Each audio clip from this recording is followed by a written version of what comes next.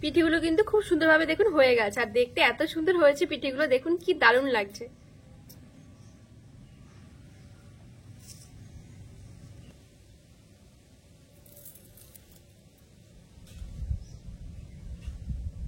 নমস্কার বন্ধুরা, আজকে আমি বানাবো শুধুমাত্র চালের গুঁড়ি দিয়ে মেরা পিঠে। অনেকে এই পিঠেটাকে বলে গড়গড়া পিঠে। তো এই পিঠেটা খেজুরের গুড় দিয়ে খেতে এত ভালো লাগে কি বলবো। তো যদি বাড়িতে অল্প হলেও খেজুরের গুড় থাকে, এভাবে কিন্তু খুব সহজভাবে এই পিঠেটা বানিয়ে একবার খেয়ে দেখতে পারেন, অনেক ভালো হয় খেতে। তো চলুন পুরো ভিডিওটা দেখতে থাকবেন, আশা করছি ভালো লাগবে। সবার প্রথমে আমি এখানে একটা কড়াই বসিয়ে দিলাম। তারপরে এখানে আমি নিয়েছি 2 চামচের মতন তিল। এখানে আমি কালো তিলটা নিয়েছি। এবারে এই তিলটা শুকনো খোলায় একটুখানি ভেজে নেব।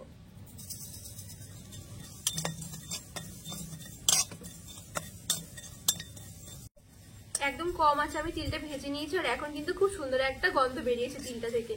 এবারে আমি তিলটাকে নামিয়ে নেব। এবার আমি এখানে 2 বাটি মতন জল নিয়েছি, জলটা আমি দিয়ে দিচ্ছি। জলটা একটু গরম করে নেব। জলটা গরম হয়ে গেছে, এবার আমি দিয়ে দিচ্ছি 1 চামচের মতো লবণ।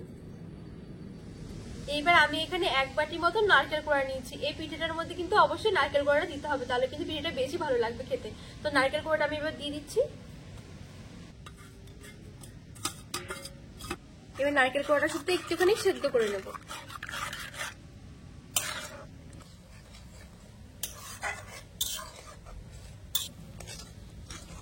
নারকেল কোড়াটা খুব সুন্দরভাবে সেদ্ধ হয়ে গেছে। এবার আমি দিয়ে দেবো 1 বাটি চালের গুঁড়ো। নেড়ে ছেড়ে এখন ডো বানিয়ে নেব।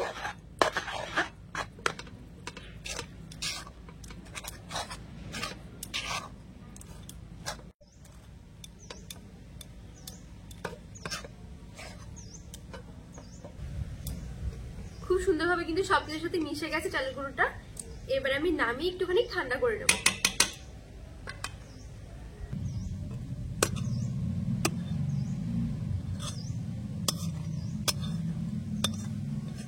হালকা একটু ঠান্ডা হয়ে গেছে, বেশি কিন্তু ঠান্ডা করা যাবে না, তাহলে পরে আমার মাখতে অসুবিধা হবে। এবার যে আমি তিলটা ভেজে রেখেছিলাম সেই তিলটা দিয়ে দিচ্ছি। একটু ভালো করে মিশিয়ে নেব। তিলটা দিয়ে ভালো করে মিশিয়ে নিয়েছি। এবার আমি একটা ডো তৈরি করে নেব।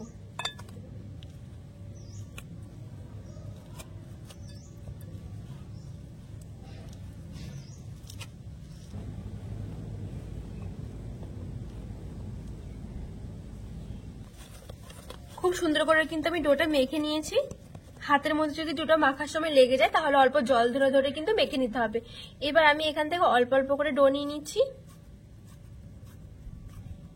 এবার আমি এই পিঠেটা একটু শেপ দিয়ে নেব। প্রথমে একটু গোল করে নিতে হবে, তারপরে এই সামনের দিকটায় একটুখানি এরকম সুচালো করে নিতে হবে। ঠিক সেম ভাবে এদিকটাও আমি এরকম করে সুচালো করে নেব।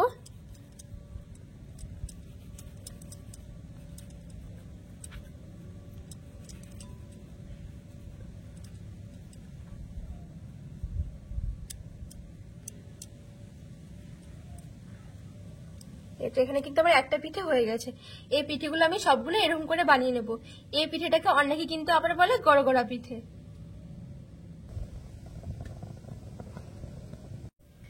আরেকটা পিঠে আমি বানিয়ে দেখাচ্ছি।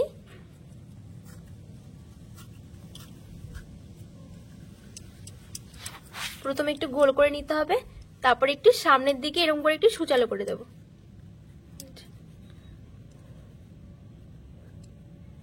সেম ভাবে এদিকটাও করে নেব। খুবই সহজ বানানো, একবার দেখলে কিন্তু বানানো যাবে।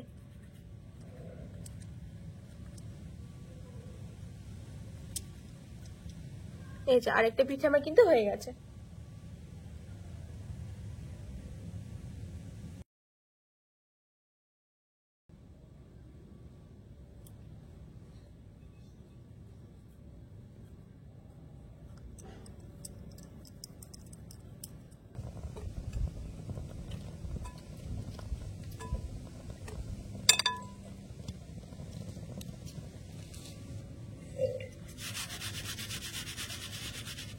সব পিঠেগুলো আমার বানানো হয়ে গেছে। এবার আমি এই পিঠেগুলোকে একটুখানি সেদ্ধ করে নেব।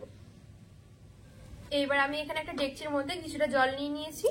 তারপরে এরকম একটা ছাকনা বসিয়ে দেবো। আর পিঠেটা কিন্তু আজকে আমি ভাপে সেদ্ধ করবো।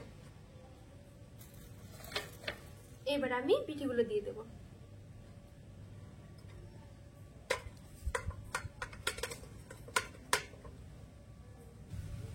এবার উপর থেকে ঢাকনা দিয়ে রেখে দেবো। 15 মিনিটের মতন আমি মিডিয়াম আঁচে পিঠেগুলো সেদ্ধ করে নেবো। পিঠেগুলো সেদ্ধ হয়েছে, 15 মিনিট হয়ে গেছে। এবার আমি দেখে নেবো পিঠেগুলো কেমন হয়েছে।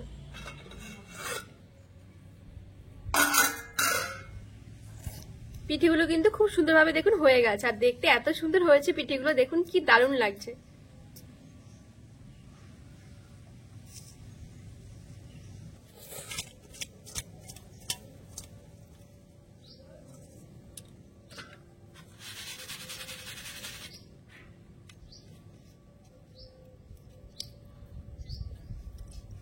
এইবার আমি উপর থেকে কিছুটা খেজুরের গুড় ছড়িয়ে দিচ্ছি।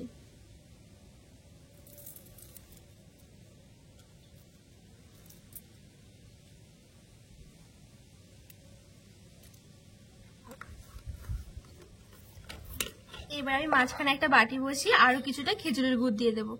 এই পিঠেগুলো খেজুরের গুড় দিয়ে খেতে এত ভালো লাগে কি বলবো। চাইলে উপর থেকে খেজুরের গুড় দিয়েও খাওয়া যাবে, আর তাছাড়া কিন্তু এইভাবেও কিন্তু খেতে অনেক ভালো লাগে। এই যে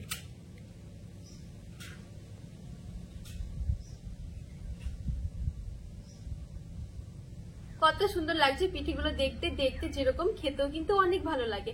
আপনারা অবশ্যই এভাবে একবার বাড়িতে বানিয়ে দেখবেন, আমার মনে হয় অনেক ভালো লাগবে। রেসিপিটি ভালো লাগলে অবশ্যই চ্যানেলটিকে সাবস্ক্রাইব করে পাশে থাকার অনুরোধ রইল।